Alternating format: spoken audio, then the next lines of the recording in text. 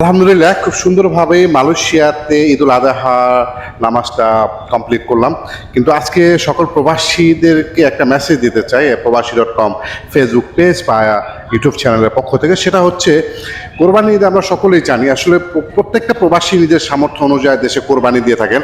তারপরও নিজে নিকটস্থ বস ব্যতীত অন্য কারো মাংস কাটার প্রয়োজন নেই, এবং মসজিদে গিয়ে ভিড় জমিয়ে কারো কাছ থেকে মাংস আনার জন্য লাইনে দাঁড়িয়ে মাংস নেবেন, সেটা অন্তত করবেন না। তাহলে দেখা যাচ্ছে অনেক সময় অনেক এদেশি লোকেরা কটূক্তি করে আপনাদের সাথে আচরণ করে বা কথা বলে, সেটা কিন্তু আমাদের বাংলাদেশে অনেক ভাবমূর্তি নষ্ট। যাই হোক, দিন শেষে একদিনের ব্যাপার, আমরা মাংস কিনে খেতে পারবো। অন্ততপক্ষে সিরিয়াল ধরে আমরা আসলে মাংস আনার জন্য কোথাও যাব না, এটা আমরা প্রত্যেকটা প্রবাসী অন্তত এদিকে আমরা খেয়াল রাখবো। ধন্যবাদ।